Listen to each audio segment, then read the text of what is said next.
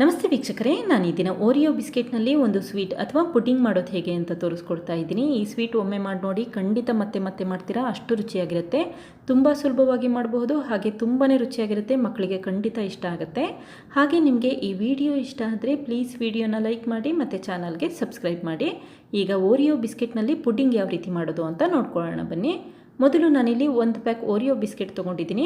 ಈಗ ಬಿಸ್ಕೆಟ್ಗಳನ್ನ ಒಂದು ಪ್ಲೇಟಿಗೆ ಎತ್ತಿಟ್ಕೊಳ್ತಾ ಇದ್ದೀನಿ. ನಂತರ ಕೈಯಿಂದ ಬಿಸ್ಕೆಟ್ಗಳನ್ನ ಸಣ್ಣ ಸಣ್ಣ ಪೀಸಸ್ಗಳಾಗಿ ಕಟ್ ಮಾಡ್ಕೊಳ್ತಾ ಇದ್ದೀನಿ. ಈ ರೀತಿ ನಿಧಾನಕ್ಕೆ ಪೀಸಸ್ಗಳಾಗಿ ಕಟ್ ಮಾಡ್ಕೊಳ್ತಾ ಬನ್ನಿ. ಈಗ ಒಂದು ಮಿಕ್ಸಿ ಜಾರಿಗೆ ಪೀಸ್ ಮಾಡಿರುವಂಥ ಬಿಸ್ಕೆಟ್ನ ಹಾಕ್ಕೊಳ್ತಾ ಇದ್ದೀನಿ. ಮಿಕ್ಸಿ ಜಾರನ್ನು ಆದಷ್ಟು ಡ್ರೈ ಆಗಿ ಇಟ್ಕೊಂಡಿರಿ, ನೀರಿನಂಶ ಮಿಕ್ಸಿ ಜಾರಲ್ಲಿ ಇರಬಾರ್ದು. ಆ ರೀತಿ ಒಂದು ಬಟ್ಟೆಯಲ್ಲಿ ಒರೆಸಿಟ್ಕೊಂಡಿರಿ.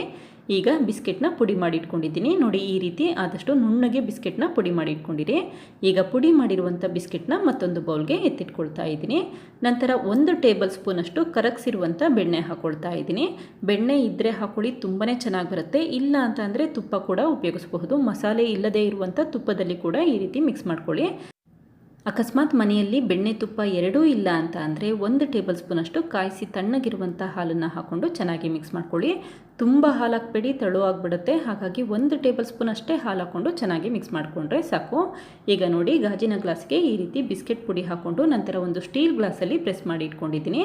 ಈಗ ಈ ಗಾಜಿನ ಗ್ಲಾಸನ್ನು 10 ನಿಮಿಷ ಫ್ರಿಜ್ಜಲ್ಲಿ ಇಡಬೇಕಾಗುತ್ತೆ. ಚೆನ್ನಾಗಿ ಸೆಟ್ ಆಗಬೇಕು ಬಿಸ್ಕೆಟ್, ಅದಕ್ಕೋಸ್ಕರ 10 ನಿಮಿಷ ಫ್ರಿಜ್ಜಲ್ಲಿ ಇಡ್ತಾ ಇದ್ದೀನಿ. ಇದೇ ಸಮಯದಲ್ಲಿ ಮತ್ತೊಂದು ಬಟ್ಲಿಗೆ 1.5 ಟೇಬಲ್ ಸ್ಪೂನಷ್ಟು ಕಸ್ಟರ್ಡ್ ಪೌಡರ್ ಹಾಕ್ಕೊಳ್ತಾ ಇದ್ದೀನಿ. ಕಸ್ಟರ್ಡ್ ಪೌಡರ್ ಇಲ್ಲ ಅಂತ ಅಂದರೆ 1.5 ಟೇಬಲ್ ಸ್ಪೂನ್ ಕಾರ್ನ್ ಫ್ಲೋರ್ ಕೂಡ ಉಪಯೋಗಿಸಬಹುದು. ನಂತರ 2 ಟೇಬಲ್ ಸ್ಪೂನಷ್ಟು ತಣ್ಣಗಿರುವಂಥ ಹಾಲು ಹಾಕ್ಕೊಂಡು ಚೆನ್ನಾಗಿ ಮಿಕ್ಸ್ ಮಾಡ್ಕೊಳ್ತಾ ಇದ್ದೀನಿ. ಈ ರೀತಿ ಗಂಟಿಲ್ಲದೇ ಇರೋ ರೀತಿ ಚೆನ್ನಾಗಿ ಮಿಕ್ಸ್ ಮಾಡ್ಕೊಳ್ಳಿ. ನಂತರ ಮತ್ತೊಂದು ಪ್ಯಾನ್ಗೆ 1 ಕಪ್ಪಷ್ಟು ಹಾಲು ಹಾಕ್ಕೊಂಡಿದ್ದೀನಿ.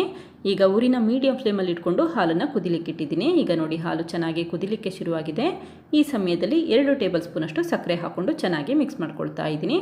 ಸಿಹಿ ಪ್ರಮಾಣ ಜಾಸ್ತಿ ಬೇಕು ಅನಿಸಿದ್ರೆ ಸಕ್ಕರೆ ಪ್ರಮಾಣ ಕೂಡ ಜಾಸ್ತಿ ಮಾಡ್ಕೋಬೇಕಾಗತ್ತೆ. 1 ಕಪ್ ಹಾಲಿಗೆ 2 ಟೇಬಲ್ ಸ್ಪೂನಷ್ಟು ಸಕ್ಕರೆ ಹಾಕಿದ್ರೆ ಸಿಹಿ ಪ್ರಮಾಣ ಕರೆಕ್ಟಾಗಿರುತ್ತೆ. ಈಗ ನೋಡಿ, ಊರಿನ ಲೋ ಫ್ಲೇಮಲ್ಲಿ ಇಟ್ಕೊಂಡಿದ್ದೀನಿ. ಈ ರೀತಿ ಕಂಟಿನ್ಯೂಯಸ್ ಆಗಿ ಮಿಕ್ಸ್ ಮಾಡ್ಕೊಳ್ತಾ ಇರಿ. ಈಗ ತಕ್ಷಣವೇ ಕಸ್ಟರ್ಡ್ ಪೌಡರ್ ಮಿಕ್ಸ್ಚರ್ನ ಹಾಕ್ಕೊಳ್ತಾ ಇದ್ದೀನಿ. ಈ ರೀತಿ ಕಸ್ಟರ್ಡ್ ಪೌಡರ್ ಹಾಲನ್ನು ಹಾಕಿದ ತಕ್ಷಣ ಕಂಟಿನ್ಯೂಯಸ್ ಆಗಿ ಮಿಕ್ಸ್ ಮಾಡ್ಕೋಬೇಕಾಗತ್ತೆ. ಇಲ್ಲ ಅಂತಂದರೆ ಗಂಟಾಗೋ ಚಾನ್ಸಸ್ ಇರುತ್ತೆ. ಈಗ ನೋಡಿ, ಚೆನ್ನಾಗಿ ಮಿಕ್ಸ್ ಮಾಡ್ಕೊಳ್ತಾ ಇದ್ದೀನಿ. ಬೇಗ ಗಟ್ಟಿಯಾಗಲಿಕ್ಕೆ ಶುರುವಾಗುತ್ತೆ. 1-2 ನಿಮಿಷದಲ್ಲಿ ಬೇಗ ಗಟ್ಟಿಯಾಗಿಬಿಡುತ್ತೆ. ಯಾವಾಗ ಈ ರೀತಿ ಕುದಿಲಿಕ್ಕೆ ಶುರುವಾಗುತ್ತೆ ಆವಾಗ ತಕ್ಷಣವೇ ಸ್ಟವ್ ಆಫ್ ಮಾಡ್ಕೊಳ್ಳಿ. ಈಗ ಬಿಸ್ಕೆಟ್ ಗ್ಲಾಸ್ಗಳನ್ನ ಫ್ರಿಜ್ಜಿಂದ ತೆಗೆದಿಟ್ಕೊಂಡಿದ್ದೀನಿ. 10 ನಿಮಿಷ ಇಟ್ಟರೆ ಸಾಕು, ಬೇಗ ಸೆಟ್ ಆಗಿಬಿಡುತ್ತೆ. ನಂತರ ಬೇಯಿಸಿರುವಂಥ ಕಸ್ಟರ್ಡ್ ಹಾಲಿನ ಮಿಶ್ರಣನ ಈ ರೀತಿ ಗ್ಲಾಸಸ್ಗಳಿಗೆ ಹಾಕ್ಕೊಳ್ತಾ ಇದ್ದೀನಿ. ನಿಮಗೆ ಎಷ್ಟು ಪ್ರಮಾಣದಲ್ಲಿ ಬೇಕೋ ಅಷ್ಟು ಪ್ರಮಾಣದಲ್ಲಿ ಈ ಕಸ್ಟರ್ಡ್ ಹಾಲನ್ನು ಮಾಡ್ಕೋಬಹುದು. ನಾನಿಲ್ಲಿ 1 ಕಪ್ ಹಾಲಿಗಷ್ಟೇ ಮಾಡ್ಕೊಂಡಿದ್ದೀನಿ. ಈಗ ನೋಡಿ, ನಿಧಾನಕ್ಕೆ ಗ್ಲಾಸಸ್ಗಳಿಗೆ ಹಾಕ್ಕೊಳ್ತಾ ಇದ್ದೀನಿ. ಆದಷ್ಟು ಬಿಸಿ ಇರಬೇಕಾದ್ರೇ ಬೇಗ ಗ್ಲಾಸಸ್ಗಳಿಗೆ ಹಾಕೋಬಿಡಿ, ಇಲ್ಲ ಅಂತ ಅಂದರೆ ಬೇಗ ಗಟ್ಟಿಯಾಗಿಬಿಡುತ್ತೆ. ಈಗ ನೋಡಿ, ಎಲ್ಲ ಗ್ಲಾಸಸ್ಗಳಿಗೂ ಕಸ್ಟರ್ಡ್ ಮಿಶ್ರಣ ಹಾಕ್ಕೊಂಡಿದ್ದೀನಿ. ನಂತರ 2 ಬ್ರೆಡ್ ಪೀಸ್ ತೊಗೊಂಡಿದ್ದೀನಿ. ಈಗ ಬ್ರೆಡ್ ಪೀಸ್ನ ಕಟ್ ಮಾಡ್ಕೊಳ್ತಾ ಇದ್ದೀನಿ. ಬ್ರೆಡ್ ಪೀಸ್ ಇಲ್ಲಿ ಆಪ್ಷನಲ್, ಬೇಕಿದ್ದರೆ ಉಪಯೋಗಿಸಿ, ಬೇಡ ಅಂತ ಅಂದರೆ ಉಪಯೋಗಿಸೋ ಅವಶ್ಯಕತೆ ಇರೋದಿಲ್ಲ. ಬ್ರೆಡ್ ಎಡ್ಜಸ್ನ ಉಪಯೋಗಿಸೋದು ಬೇಡ. ಈಗ ನೋಡಿ, ರೌಂಡ್ ಶೇಪಲ್ಲಿ ಕಟ್ ಮಾಡಿರುವಂಥ ಬ್ರೆಡ್ ಪೀಸ್ನ ಗ್ಲಾಸಸ್ಗಳಿಗೆ ಹಾಕ್ಕೊಳ್ತಾ ಇದ್ದೀನಿ. 1 ಪೀಸ್ ಅಷ್ಟೇ 1 ಗ್ಲಾಸ್ಗೆ ಹಾಕೋಬೇಕಾಗತ್ತೆ.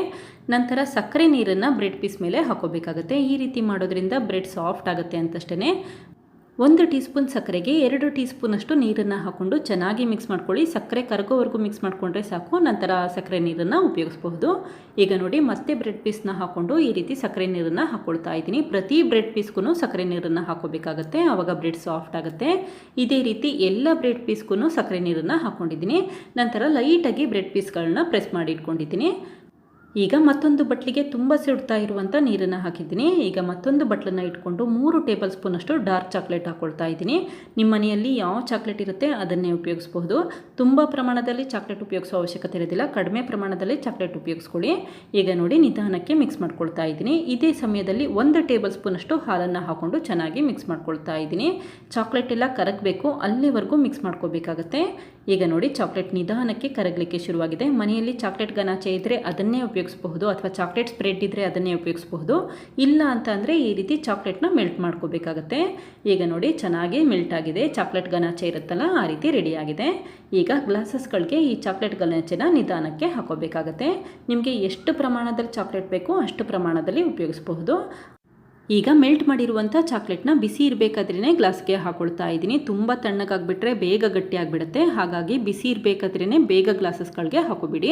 ಹಾಗೆ ಬ್ರೆಡ್ ಪೀಸಸ್ನ ತುಂಬ ಅಗಲವಾಗಿ ಕಟ್ ಮಾಡಬೇಡಿ, ಆವಾಗ ಈ ಚಾಕ್ಲೇಟ್ನ ಎಲ್ಲ ಕಡೆ ಸ್ಪ್ರೆಡ್ ಮಾಡಲಿಕ್ಕೆ ಆಗೋದಿಲ್ಲ. ಅದರಿಂದ ಸ್ವಲ್ಪ ಸಣ್ಣದಾಗಿ ಕಟ್ ಮಾಡಿ ಇಟ್ಕೊಂಡಿರಿ.